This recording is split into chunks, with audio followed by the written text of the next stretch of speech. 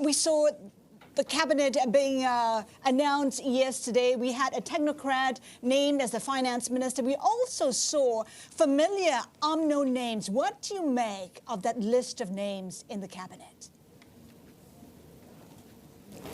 Well, the list of names show that they are mainly UMNO people because the majority of the MPs are from UMNO. And even though I actually hold in high regard the Al-Fadil Ustaz Dr. Zulkifli Bakri, the ex-Mufti, yet the others are questionable. They're all still tainted with their 1MDB crisis. They're still there, and they were the ones when this crisis unfolded, they did nothing to actually help stop it or prevent it from deteriorating or descending into such a big mess and crisis of 1MDB. You're suggesting that this is back to the old. If that is so, are there any policy measures that may be implemented that you're hoping not to see? Well, yes, I see that it's a saying that there's old wine in a new bottle, and hopefully this wine does not turn into vinegar. So we do want to see all the policies, the corrupt regime, how you are entitled, if you're someone that you know or in high position, and this corruption that we actually, in the last election, we fought against so much, so hard, and we had, we were with the people voted us in, and this is such disappointment because we were going so well after 60 years of power that we now have a chance to change, transition, and even though people had high expectations, they did expect a bit more rapid change, yet I think they were willing to give us a chance to continue. And this happened, and I don't think the voters are really for it.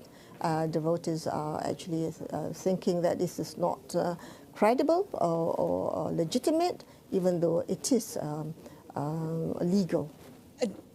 Dr. Azizah, the big question has to do with 1MDB. How likely is it that former Prime Minister Najib Razak and some of the other members, and Goldman for that matter, will see more leniency under this administration? That we have to wait and see. For the moment, what we see as beginnings, that there is a bit of leniency, there is a bit of letting go of certain of the things that goes on in court. Yeah, so if you think that the courts are going on and you don't get these tainted people into the government, into positions of power, positions of influence, that is what we wait to see. And we actually don't want it to happen. The Prime Minister Muhyiddin said that he has chosen them, he has vetted through them, yet we see otherwise. Why do he takes some of them that actually were in the case of 1MD when it was going on. So I think we have to wait and see. Yet I don't put high hopes in this government and this cabinet.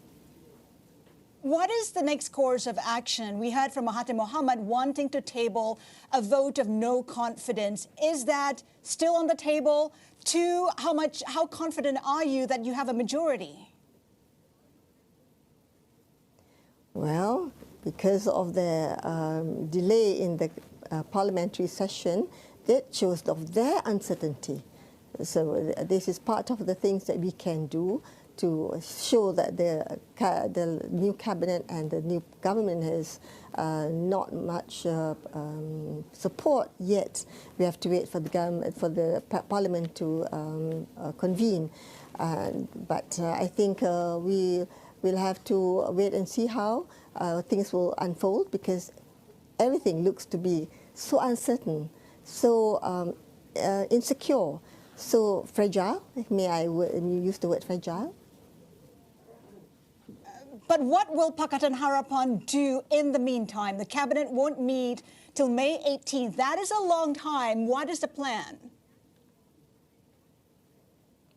Well, we have to consolidate our position. We are a political party. We have to be ready for any eventuality, fresh elections or anything. Yet we have to strengthen ourselves because we were in opposition before. It's not much difference if we are going back to become opposition. Yet we have the people's vote, so we have the people's support, and that is what we are banking on. We know that we stand on our principles. We fought for justice. We fought for people to be put behind bars because of corruption. We fought for all this to cleanse our government, to cleanse our country of corruption at Dr. the highest Azizah, level. And 1MDB... Will Yes. you welcome back the defectors? Huh?